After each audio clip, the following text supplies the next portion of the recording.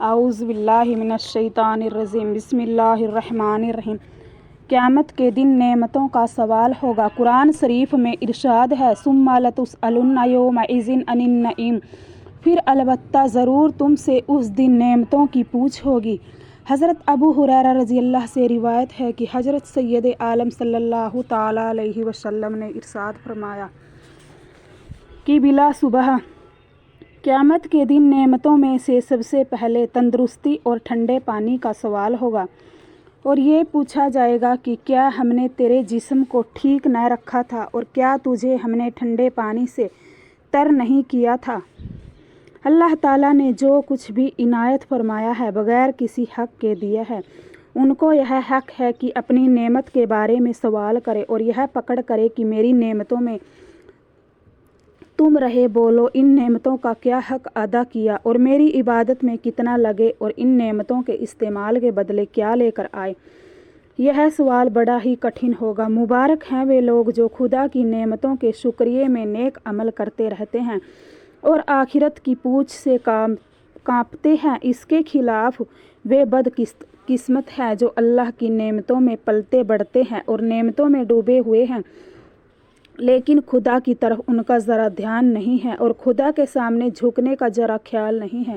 اللہ تعالیٰ کی ان گنت نعمت ہے۔ قرآن مجید میں ارشاد ہے وَإِن تَعُدُّوا نِعْمَتَ اللَّهِ لَا تُحْصُوهَا، اگر تم اللہ کی نعمتوں کو گنو گے تو گن نہیں سکتے۔ پھر ساتھ ہی یہ بھی فرمایا اِنَّ الْإِنسَانَ لَظُلُومٌ کَفَّارٌ، بلا شبہ انسان بڑا ظالم اور ناشکر ہے۔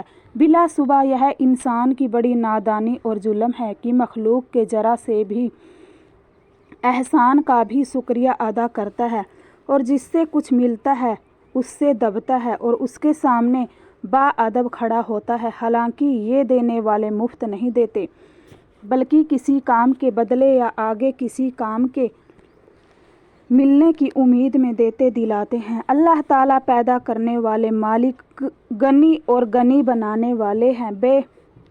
وہ بغیر کسی غرض کے دیتے ہیں، لیکن ان کے حکموں پر چلنے اور ان کے آگے سجدہ کرنے سے انسان بھاگتا پھرتا ہے۔ یہ بڑی بدقسمتی ہے۔ اللہ کی نعمتوں کو کوئی کہاں تک گنے گا؟ جو نعمت ہے ہر ایک کا محتاج ہے۔ ایک بدن کی سلامتی اور تندرستی ہی کو لے لیجیے، کیسی بڑی نعمت ہے۔ جب پیاس لگتی ہے تو گھٹا گھٹ ٹھنڈا پانی پی جاتے ہیں۔ یہ پانی کس نے پیدا کیا ہے؟ اس پیدا کرنے والے کے حکموں پر چلنے اور شکر گزار بندہ بننے کی بھی فکر ہے یا نہیں، یہ غور کرنے کی بات ہے۔ حضرت عبداللہ بن مسعود رضی اللہ روایت فرماتے ہیں کہ حضرت سید عالم صلی اللہ علیہ وسلم نے ارشاد فرمایا کہ قیامت کے دن انسان کے قدم حساب کی جگہ سے نہ ہٹ سکیں گے جب تک کہ اس سے 5 چیزوں کا سوال نہ ہو جائے گا۔ نمبر 1 عمر کا سوال ہوگا، کن چیزوں میں ختم کر دی۔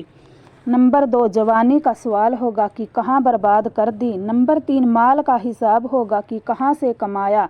نمبر 4 اور کہاں خرچ کیا۔ نمبر 5 علم کا سوال ہوگا، دین اور دینیات کا جو علم تھا اس پر کیا عمل کیا۔ حضرت انس رضی اللہ سے فرمایا کہ حضرت سید عالم صلی اللہ تعالیٰ علیہ وسلم نے ارشاد فرمایا کہ قیامت کے دن انسان کے 3 دفتر ہوں گے۔ ایک دفتر میں اس کے نیک عمل لکھے ہوں گے، دوسرے دفتر میں اس کے گناہ درج ہوں گے اور ایک دفتر میں اللہ کی وہ نعمتیں درج ہوں گی جو اس کو خدا کی طرف سے دنیا میں دی گئی تھی۔ اللہ عز و جل سب سے چھوٹی نعمت سے فرمائیں گے کہ اپنی قیمت اس کے نیک عمل میں سے لے لے، چنانچہ وہ نعمت اس کے تمام نیک عمل کو اپنی قیمت میں لگا لے گی اور اس کے بعد اس کے تمام نیک عمل کو اپنی قیمت میں لگا لے گی اور عرض کرے گی کہ اے رب، آپ کی عزت کی قسم، ابھی میں نے پوری قیمت وصول نہیں کی ہے۔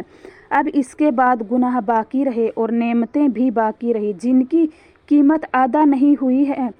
رہے نیک عمل سو وہ سب ختم ہو چکے، کیونکہ سب سے چھوٹی نعمت اپنی قیمت میں تمام نیک عمل کو لگا چکی ہے۔ بس جب اللہ تعالیٰ کسی بندے پر رحم کرنا چاہیں گے، یعنی مغفرت فرما کر جنت عطا فرمانا چاہیں گے، تو فرمائیں گے کہ اے میرے بندے، میں نے تیری نیکیوں کو بڑھا دیا اور تیرے گناہوں سے آنکھیں بچائی۔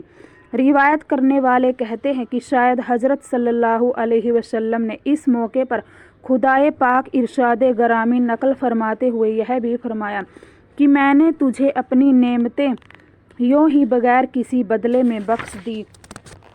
حضرت انس رضی اللہ سے روایت ہے کہ حضرت صلی اللہ علیہ وسلم نے ارشاد فرمایا کہ قیامت کے روز انسان کو بکری کے بچے کی طرح بے حقیقت اور بے حیثیت ہونے کی حالت میں لایا جائے گا، پھر اللہ کے سامنے کھڑا کر دیا جائے گا۔ اللہ تعالیٰ فرمائیں گے کہ میں نے تجھے دیا اور نعمتوں سے مالا مال کیا، تو نے کیا کیا؟